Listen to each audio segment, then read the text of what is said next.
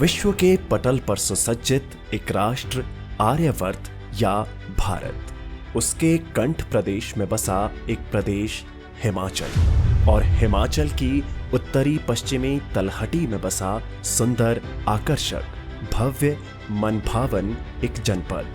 नाम है कुलांत पीठ, जिसे कुल्लू कहा जाता है। अपनी सुंदरता, आभा और अपनी हटकर पहचान के कारण देश विदेश से लोग यहाँ अकस्मात एकाएक चले आते हैं। मूलतः कुल्लू देवभूमि के नाम से विश्व विख्यात है। एकदा कुलांत पीठ के राजा जगत सिंह के द्वारा हुई भूल के कारण मणिकरण घाटी के टिप्परी गांव में बसने वाले पंडित दुर्गादत्त आत्मदाह कर लेते हैं और वैसे ही कुल्लू में भगवान रघुनाथ के आगमन की कथा प्रारंभ होती है। राजा जगत सिंह ने सन 1660 ईस्वी में विजयदशमी को रियासत के 365 देवी देवताओं को कुल्लू के ढालपुर मैदान में बड़े यज्ञ के लिए आमंत्रित किया। कालांतर में यही आयोजन दशहरा के रूप में मनाया जाने लगा। देवभूमि कुल्लू में मनाए जाने वाले दशहरा उत्सव की एक विशेषता रही है कि जब पूरे देश में दशहरा उत्सव संपन्न होता है, कुलांत पीठ की इस तपस्थली में तब भगवान रघुनाथ का दशहरा आरंभ होता है। दशहरा उत्सव के आरंभ में देवता के रथ नाम मात्र ही थे।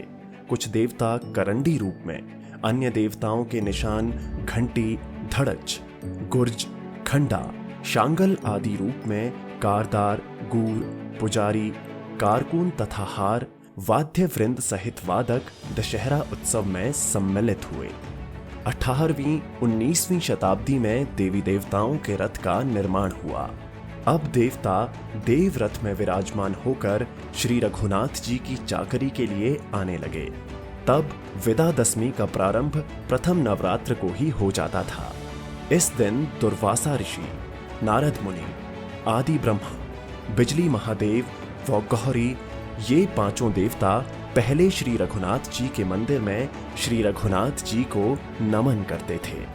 तत्पश्चात ढालपुर में अपने अपने ठिकानों में ठाकर निकलने वाले दिन तक लंका में रहते थे।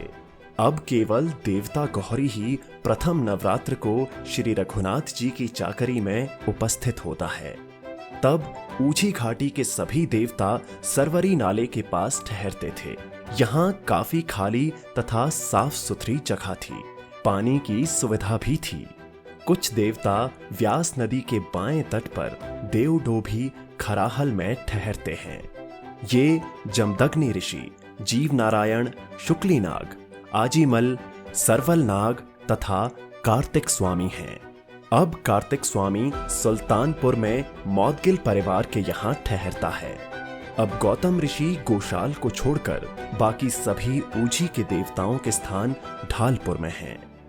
3.5 शताब्दी पूर्व दशहरा का प्रारंभिक समय बड़ा सादगी से पूर्ण रहा होगा, जिसमें भगवान रघुनाथ की यात्रा, इसी क्रम में पूजा आरती होती थी। दशहरा में जनता के मनोरंजन के लिए देवताओं की हॉर्न तथा बांटड़ा लोक नृत्यों का अभिनय होता था। देवताओं के हॉर्न का अभिनय सर्वप्रथम श्री रघुनाथ जी के शिविर में होता था। तदंतर अपने अपने शिविरों में नाचते गाते तथा स्वांगों का अभिनय करते हुए लोगों का खूब मनोरंजन होता था। आजादी के पश्चात प्रदर्शनी मैदान में पंजाब सरकार की ओर से सांस्कृतिक कार्यक्रम भी होने लगे। इनका मुख्य आकर्षण पंजाब का भांगड़ा और गिद्दा था। प्रकाश के लिए पेट्रोमैक्स का प्रयोग होने लगा। सन 1966 ईस्वी में राज्यों के पुनर्गठन के पश्चात पंजाब के पहाड़ी क्षेत्र का हिमाचल में विलय कर दिया गया। अब इस पर्व में देश के लगभग सभी राज्यों के सांस्कृतिक दल आने लगे। कुल्लू में कला केंद्र का निर्माण हुआ तथा वहां सांस्कृतिक कार्यक्रम आयोजित किए जाने लगे। अब कुल्लू विश्व की विभिन्न संस्कृतियों का संगम स्थल बन गया है। कुल्लू व्यापारिक केंद्र रहा है। दशमी के दौरान सबसे अधिक व्यापार होता था। ग्रामीण अपनी फसल, कंबल, पट्टू, पट्टियां आदि इस अवसर पर बेचते थे। शिंगली मिंगली, कड़ू, पतीश, अखरोट की दांतुन, धूप तथा अनेक जड़ी बूटियों का व्यापार प्रचुर मात्रा में होता था। लाहौल से पश्मीना और पट्टियों का व्यापार होता था। यारकंद लद्दाख से हजारों खच्चरों पर नमदे, गुदमे, गलीचे आदि आते थे। स्पीति से घोड़े, व्यांगी, चीगू आदि के भेड़ बकरियों का व्यापार होता था।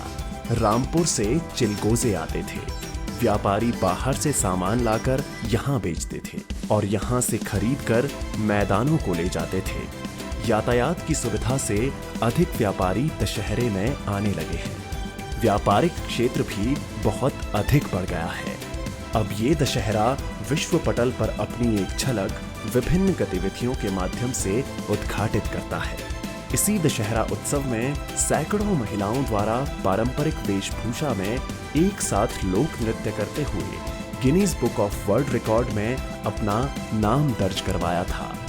अब इस दशहरा आयोजन की पूर्णता में राज परिवार के साथ हिमाचल सरकार, जिला प्रशासन और कई स्वायत्त संस्थाएं इसको आकर्षक बनाने में अपनी अपनी भूमिका अदा करते हैं। यहाँ के लोक नृत्य, यहाँ के वाद्य यंत्र, यहाँ की व्यापारिक चहल पहल और देव पूजामयी पद्धतियों की सौम्य गतिविधियों की लहलहाती कड़ियों में लोकगीत, लालड़ियों, लोक नृत्यों और देश विदेश की अनेकानेक सांस्कृतिक प्रस्तुतियों के साथ लोग 7 दिनों तक झूमते हैं, नाचते हैं और अपने आप में विस्मृत होते हुए इस उत्सव का आनंद उठाते हैं। एक के बाद एक कितने दशहरा निकल गए। सरकार और प्रशासन की कुशल प्रशासनिकता से सुंदर दशहरा अतीत हो जाएगा और जनमानस इस रंग में अपने आप रंग जाएगा और अपने को धन्य समझेगा। जय भगवान रघुनाथ, जय कुलांत पीठ।